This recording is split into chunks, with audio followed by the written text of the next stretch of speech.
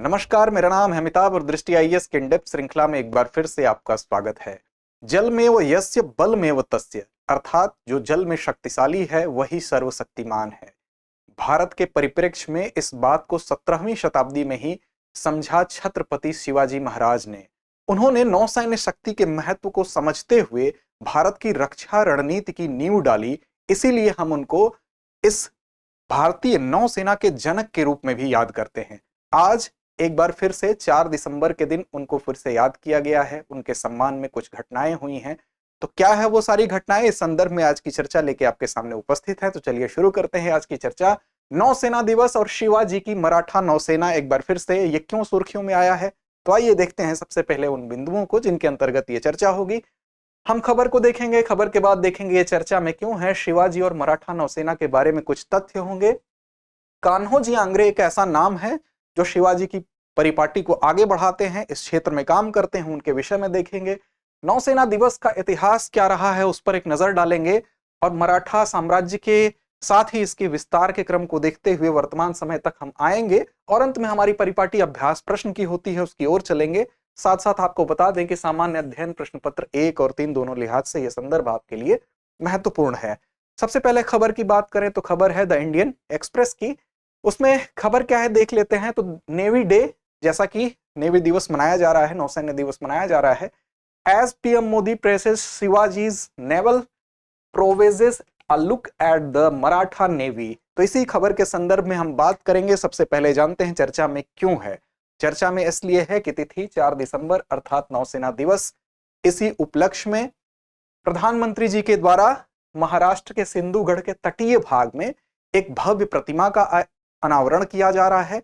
साथ ही इस अनावरण के साथ साथ छत्रपति शिवाजी महाराज की ये प्रतिमा है, उनको याद किया जा रहा है और मराठा साम्राज्य का जो योगदान रहा है, उसकी जो एक गरिमामय छवि रही है वो तो हम सब जानते ही हैं। साथ ही नौसेना के फाउंडर के रूप में छत्रपति शिवाजी महाराज को याद किया जाता है, इसीलिए फादर ऑफ इंडियन नेवी भी उन्हें कहा जाता है।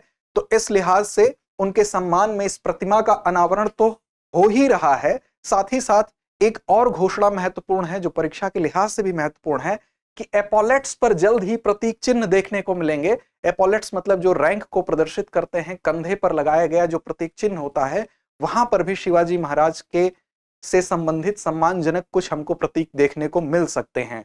साथ ही मराठा नौसेना को इस अवसर पर याद करते हुए प्रधानमंत्री जी ने इनके सम्मान में इसका अनावरण किया है। आगे अगर देखें उससे पहले हम एक बात और बताएं कि पिछले वर्ष भी छत्रपति शिवाजी महाराज के सम्मान में आपको याद होगा भारतीय नौसेना की एक पताका जो है उस पर भी आपके प्रतीक चिन्ह के रूप में आपको दर्शाया गया था। ये वो अवसर था जब आईएनएस विक्रांत का जलावतरण हो रहा था।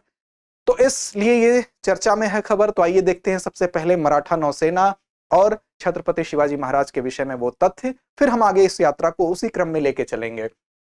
कुछ बेसिक इंफॉर्मेशन, जैसे जन्म की अगर बात करें तो 19 फरवरी 1630, कहीं कहीं 1627 मिलता है।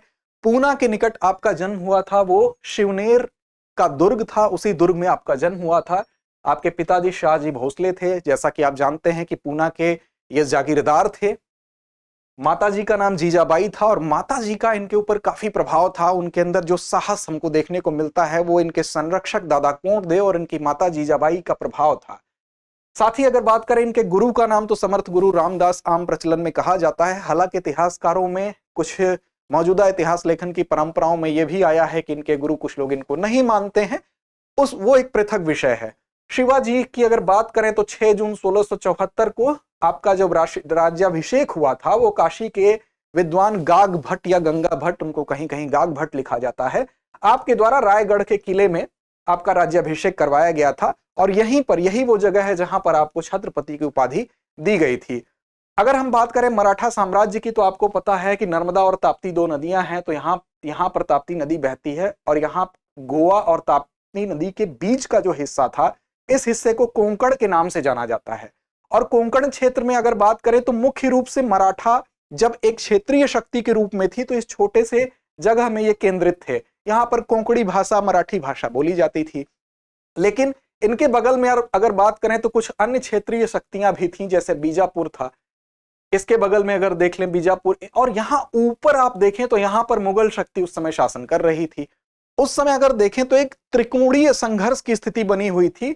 एक तरफ यहां पर क्षेत्रीय शक्तियां बीजापुर गोलकुंडा, यहां पर मराठा और यहां पर मुगल, और इनके बीच में इन त्रिपक्षीय संघर्ष में हम कहें तो मराठों ने इन सबको परास्त करते हुए एक क्षेत्रीय शक्ति से, आप इनका विस्तार देख सकते हैं उत्तर से दक्षिण तक, एक महाशक्ति, एक एम्पायर के रूप में इसको कन्वर्ट करने का श्रेय दिया जाता है छत्रपति शिवाजी महाराज को। तो इसके बाद आगे बढ़ते हैं, हम देखते हैं मराठों की जो बिखरी हुई शक्ति थी उसको आप चाहते थे कि एकत्रित किया जाए और कैसे एक स्वतंत्र राज्य की स्थापना की जाए, क्योंकि बीजापुर राज्य में जाके आपके पिताजी वहां पर नौकरी करते थे। तो बीजापुर की जब सेवा दे रहे थे उसी वक्त शिवाजी महाराज के मन में यह बात आई थी कि हम क्यों ना एक स्वतंत्र राज्य की स्थापना करें, और बाद में वो उस पर कामयाब भी होते हैं। हिंदू पद पातशाही या हिंदुत्व धर्मोद्धारक की उपाधि भी धारण करते हैं और अनेक विजयों का सिलसिला चलता है जब ये एक क्षेत्रीय शक्ति से एक एम्पायर में इसको कन्वर्ट करते हैं। 1645 में पहली बार तोरण के किले को अपने नियंत्रण में करते हैं।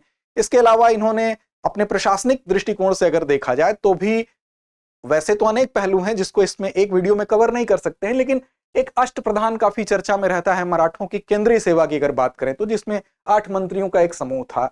इनके टैक्सेशन की अगर बात करें तो चौथ और सरदेश मुखी काफी चर्चा में रहते हैं। अगर इनकी मृत्यु की बात करें तो 3 अप्रैल 1680 को इनकी मृत्यु हो जाती है। ये कुछ ऐसे तथ्य हैं जो आपको जानने ही चाहिए। शिवाजी की बात करें तो एक अनुशासित और कुशल सेना आपके पास थी, जिसमें सेना के अन्य हिस्से भी थे। उसमें आपके पास इन्फेंट्री भी थी सेना में, पैदल सैनिक भी थे, आपके पास घुड़सवार भी थे। लेकिन यहां जो चर्चा हमें करनी है वो करनी है आपके नौसेना की, और ये अपने आप में महत्वपूर्ण है क्योंकि 17वीं शताब्दी में अगर इस रक्षा रणनीति की नींव पड़ती है, नौसेना की नींव पड़ती है, उस वक्त इस महत्व को अगर समझते हैं तो आप सोच सकते हैं कि इनकी सोच कितनी प्रगतिशील थी। नौसेना की अगर बात करें तो शिवाजी ने तो इस ओर ध्यान दिया ही था। शिवाजी के बाद उनके पुत्र संभाजी ने भी इस परिपाटी को आगे बढ़ाया।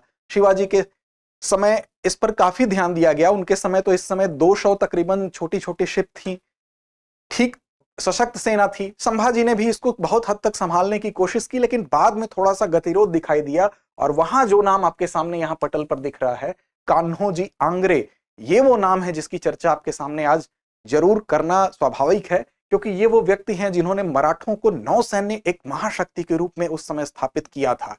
तो कौन है कान्होजी आंग्रे, एक नजर इन पर भी डालते हैं। इनके अगर जन्म की बात करें तो 1669 में इनका जन्म हुआ था। 4 जुलाई 1729 तक ये रहे। 4 जुलाई 1729 में इनका देहावसान हुआ। सुवर्ण दुर्ग रत्नागिरी जिले में, यहां पर ही ये वो स्थान है जहां पर आपका जन्म हुआ। दुर्ग के अंदर ही इनका पालन पोषण हुआ।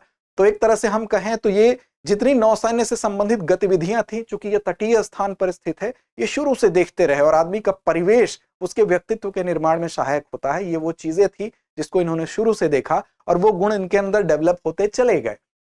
पूना के आंगनवाड़ी एक ग्राम था, वहां से ये लोग बेसिकली बिलोंग करते थे, इसलिए इनको आंग्रे टाइटल जो आप देखते हैं वो इसी कारण आया, इनके ग्राम से संबंधित होने के कारण।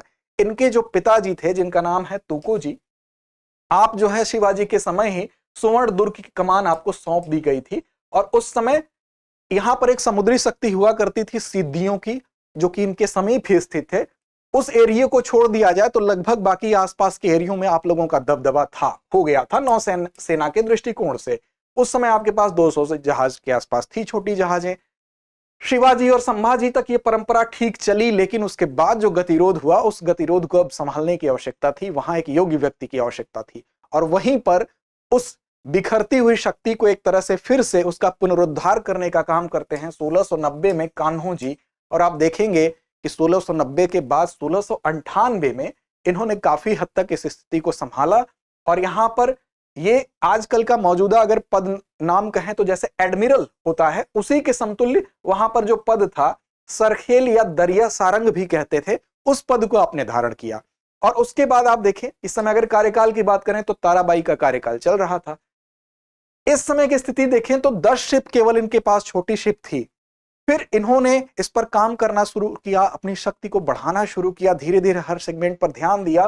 कोलाबा में अपना मुख्यालय बनाते हैं, और इसका विस्तार करते हुए आप देखेंगे कि एक वो टाइम आता है कि 17वीं सदी तक जाते जाते जो यूरोपीय शक्तियां आसपास थीं, जो नौसेना के मामले में वहां पर क्रियाशील थीं, उन शक्तियों के मन में जो भय था उसका अनुमान आप इसी से लगा सकते हैं कि 17वीं सदी में आपको मोस्ट डेयरिंग पायरेट्स या प्रिंस ऑफ पायरेट्स कहा जाने लगा। उनके अंदर का भय इस बात को दर्शा रहा है। ये दी गई दो जो टाइटल्स हैं वो आप अनुमान लगा सकते हैं कि यूरोपियों के मन में इनके प्रति कैसा भय का वातावरण था। एक घटना आपको बताऊं कि मुंबई से कारवाड़ एक वैसल जा रहा था। अगर ऐसे भारत के निचले पार्ट में देखें तो मुंबई से कारवाड़ लगभग थोड़ी ही दूरी थी, और यहीं पर पास में ही, मुंबई के पास ही, उस समय आप कहें तो इंग्लिश लोगों का यहां पर नौसैन्य अड्डा था। वहां से कारवाड़ के बीच में एक वेसल जा रहा था और उस वेसल में ब्रिटिश गवर्नर की पत्नी थी, और उसको कैप्चर कर लिया अंग्रेज की नौसेना ने। उसको कैप्चर करने के बाद अब सोचिए उसके साथ अन्य सुरक्षा कवच भी था, लेकिन उसके बावजूद इन लोगों ने कैप्चर कर लिया। और यहां ब्रिटिश जो अड्डा है वहां पर अन्य जहाज भी इनके मौजूद थे, लेकिन उनकी ये हिम्मत नहीं थी कि उसको जाके छुड़ा सके। इस घटना से आप अनुमान लगा सकते हैं कि मुंबई जो वहां से मात्र 2 मील दूर था, उन लोग की हिम्मत नहीं पड़ी कि वो जाएं और इनसे जाके उस जहाज को, उस वेसल को छुड़ा सके। कब छोड़े तो इसके बदले में बड़ी रकम उनको देना पड़ा अंग्रेजों को, इनको, तब जाके उसको रिहा किया गया। ये अपने आप में घटना पर्याप्त है इस बात को बताने के लिए कि नौसेना में इनका कितना दबदबा उस समय हो चुका था। साथ ही उस समय नौसैन्य जो शक्तियां थी, चाहे वो पुर्तगाली हो, सिद्दी हो, मुगल हो, एक बार तो इन तीनों लोगों ने मिलकर एक गुट बनाया अंग्रेजी की नौसेना शक्ति को पराजित करने के लिए, और फिर भी वो पराजित नहीं कर पाए। तो आप सोच सकते हैं कि क्या वो अनुमान रहा होगा। अब क्या वो कारण था कि पराजित नहीं कर पाते थे? तो बेसिकली ये लोग गुरिल्ला युद्ध पद्धति अपनाते थे। गुरिल्ला युद्ध पद्धति थल पे भी होता था, जल पे भी होता था। थल पे तो आप जानते ही हैं, सभी परिचित हैं, जो छापामार युद्ध प्रणाली थी छत्रपति शिवाजी महाराज की। ये जल की बात की जा रही, जल में भी कोस्ट से अधिक दूर पर ये लोग नहीं जाते थे, तटीय एरियो में ही ज्यादातर रहते थे, और उस एरिया की जानकारी इनको भली भांति होती थी। इस लिहाज से ये किसी भी शत्रु को घेरने, उस पर वार करने, छिपने में माहिर थे, इसलिए इनको पराजित करना बड़ा मुश्किल था। साथ ही इनका दबदबा इतना था कि ये दस्तक लेते थे, और दस्तक प्रतीक है उस एरिया में प्रभुत्व का। हालांकि दस्तक की शुरुआत पुर्तगालियों ने की थी, क्योंकि पुर्तगालियों की नौसेना एक समय पर बहुत शक्तिशाली थी, लेकिन इनके द्वारा भी दस्तक लिया जाना यह प्रमाणित करता है कि उस एरिया में, नौसैन्य शक्ति में, इनके परमिशन के बिना कोई काम नहीं हो सकता था। तो ये एक तरह से इनका पीक था। और साथ ही एक बड़ी बात कि अंग्रेजी शक्ति से ये कभी भी पराजित नहीं हुए। तो अंग्रेज की नौसैन्य शक्ति के बारे में आप अनुमान लगाइए। हालांकि इनका आखिरी जो वर्ष है वो खांडेरी आइलैंड में व्यतीत हुआ, जिस आइलैंड में ये अपना समय गुजारे, उसको इनके सम्मान में कान्होजी आइलैंड नाम दे दिया गया है। और आपको बताएं कि 15 सितंबर 1951 को जो मुंबई में पश्चिमी नौसेना कमान का जो तट आधारित रसद और प्रशासनिक सहायता प्रतिष्ठान है, उसका नाम भी आईएनएस आंग्रे रख दिया गया। तो ये कुछ चीजें हैं जो आंग्रे साहब के सम्मान में हुई, इनके सम्मान में की। एक नजर डालते हैं नौसेना दिवस के ऊपर। नौसेना दिवस का इतिहास पुराना है, उसके संबंध में भी हम देख लेते हैं। 4 दिसंबर बेसिकली 1971 को जो युद्ध हुआ था हमारा, उस युद्ध में भारत और पाकिस्तान के युद्ध के दौरान एक ऑपरेशन चल रहा था, ऑपरेशन ट्राइडेंट, और उसमें भारतीय हमारी नौसेना ने जो जवाबी कार्रवाई की थी पाकिस्तान के खिलाफ, उस जवाबी कार्रवाई के सम्मान में आज के दिन को नौसेना दिवस के रूप में मनाया जाता है। नौसेना के इतिहास की अगर बात करें तो नौसेना का की जो नींव पड़ी है वो पड़ी है 1612 में ही। बेसिकली ईस्ट इंडिया कंपनी उस समय थी, उसी ने के हम कह सकते हैं कि उसी के समय, उसी के द्वारा इसका नींव रखा गया था, क्योंकि ब्रिटिश एक कैप्टन थे, बेस्ट नाम था उनका, वो पुर्तगालियों को पराजित किए, उसी समय इसकी नींव रखी गई थी। बाद में इसका नाम बदलता है, 1686 में इसका नाम बॉम्बे मरीन पड़ता है। 1686 के बाद 1830 वो समय है जब इसका नाम हर मैजेस्टी इंडियन नेवी हो जाता है। 1892 में आप देखेंगे और आगे रॉयल इंडियन मरीन इसका नाम हो जाता है, और ये रॉयल नाम फिर से हट जाएगा, रॉयल इंडियन नेवी, मरीन से रॉयल इंडियन नेवी में कन्वर्ट हो जाएगा 1934 में, और 26 जनवरी 1950 को इसमें से रॉयल जो उपसर्ग लगा है ये हट जाता है, और इस तरह से इंडियन नेवी जो मौजूदा समय में है हमारी, वो अस्तित्व में आती है। और अगर हम बात करें भारतीय नौसेना के पहले कमांडर इन चीफ की, तो सर एडवर्ड पेरी इनका नाम है। ये पहले थे लेकिन भारतीय नहीं थे, यह ध्यान रखिएगा। पहले भारतीय कौन थे? तो 22 अप्रैल 1958 को एडमिरल आरडी कटारी पहले वो व्यक्ति हैं जो भारतीय हैं इस पद पर बैठने वाले। तो ये कुछ तथ्य थे, इसको आपको याद रखना है। तो कैसे इसकी नींव शिवाजी के समय पड़ी, कैसे नौसेना शक्ति का विस्तार हुआ, और आज मौजूदा समय में नौसेना एक ऐसा माध्यम है जिससे हम समुद्र में अपनी शक्ति, अपनी उपस्थिति, अपनी सामरिक सुरक्षा को सुरक्षित रख सकते हैं। तो ये इसका महत्व है। अंत में हमारी परिपाटी अभ्यास प्रश्न की होती है। चलते हैं आज के प्रश्न की तरफ। तो प्रश्न है, रॉयल इंडियन नेवी से रॉयल शब्द कब हटाया गया?